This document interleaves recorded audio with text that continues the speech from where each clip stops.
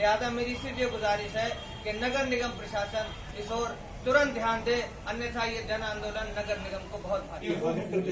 बरेली क्षेत्र के लिए जो हम लोग की चिंता है। मेरा नाम डॉक्टर आशा सिंह है। मैं बरेली कॉलेज में वनस्पति विज्ञान की छात्रा हूँ। जी बिल्कुल, बरेली में जो विकास के नाम पर पेड़ों का जो कटान चल रहा है एक बहुत बड़ी समस्या है और इस समस्या के बहुत सारे दुखद पहलू हैं। पेड़ काटने के साथ साथ आप देखिए जिस पर चिड़ियाँ रह रही हैं, बंदर हैं, उसमें जो पक्षी रहते हैं उनका सबका आशियाना छिन गया है और उसके अलावा हमारी जो आगे आने वाली पीढ़ी है उसके भविष्य पे एक खतरा मंडरा रहा है कि पेड़ काटने का जो काम चल रहा है, विकास हो रहा है, लेकिन उस विकास का फिर मायने क्या है? अगर हमारे आने वाली जो पीढ़ियाँ हैं अगर उन्हें शुद्ध हवा नहीं मिलेगी, पेड़ काट लिए जाएंगे तो उस विकास का क्या महत्व रह जाएगा? मेरा ये कहना है।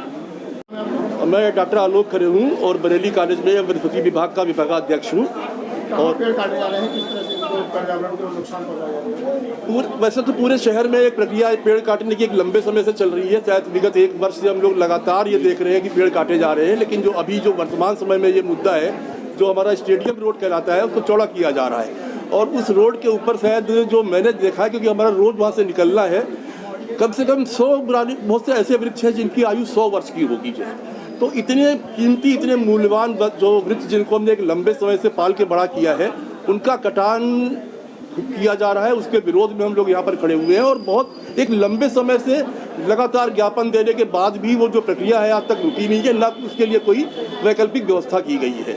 तो ये जो वृक्ष होते हैं, खाली वृक्ष अपने आप में सिर्फ वृक्ष नहीं है, इनके ऊपर एक एक वृक्ष के ऊपर अनेकों प्रजातियों का जीवन और भी निर्भर करता है। बहुत सारी मधुमक्खियाँ हैं, बहुत सारी चिड़ियाँ हैं, बहुत सारी अन्य प्रजातियाँ हैं।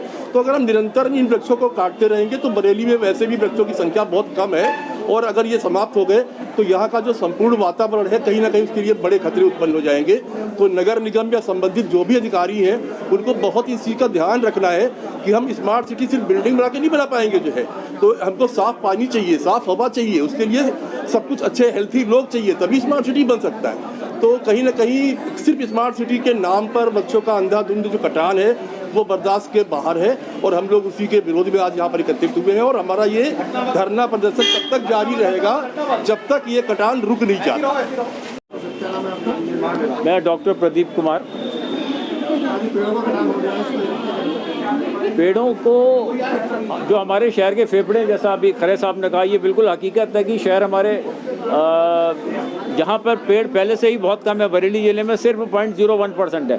तो इन पेड़ों को काट के इस वन क्षेत्र को क्या आप माइनस में लेना चाहते हैं, जबकि 33% इलाके में वन होने चाहिए और हमारा 1 से भी 10वां हिस्सा वनों का है। तो शहरी क्षेत्र में जितने भी वृक्ष हैं, पिछले अगस्त में करीब 800 सागवान के पेड़ आपने काट दिए थे नया बस अड्डा बनाने के लिए। उसके बाद में तमाम सड़कों को बिना सोचे समझे आप चौड़ा कर रहे हैं, जहाँ पर ज़रूरत है, जहाँ पर नहीं है। और पेड़ों को आपने काटा है सिर्फ, लेकिन लगाने का कोई प्लान नहीं है। हमने तमाम से मैंने चिट्ठियां लिखी हैं। 15 जनवरी को अभी मैंने नोटिस भेजा था। उससे पहले 4-5 महीनों से लगातार मैं कभी जिलाधिकारी से, कभी DFO से, कभी नगर आयुक्त से मिल रहा हूँ, लेकिन खोखली बातें हैं, कोई आश्वासन नहीं है, ठोस आश्वासन। तो हमारा ये कहना है कि हमें किसी भी कीमत पर इस हरियाली को बचाना है। और आज मुझे बड़ी खुशी की बात है कि आज तमाम बुद्धिजीवी लोग समाज के, बरेली कॉलेज के मेरे साथी शिक्षक, छात्र यहाँ पर मौजूद है और हम इस लड़ाई को अंजाम तक ले जाएंगे। लड़ाई चाहे हमें धरना प्रदर्शन की करनी हो, क्योंकि लोकतंत्र में वो भी हमारा एक हथियार है, और अगर कानूनी लड़ाई की जरूरत पड़ी तो वो भी हम शुरू करेंगे। मेरा नाम डॉक्टर शालिनी सक्सेना है। हम लोग प्राचीन समय से प्रकृति के उपासक रहे हैं। बिना प्रकृति के हमारा किसी भी प्रकार से विकास संभव नहीं है।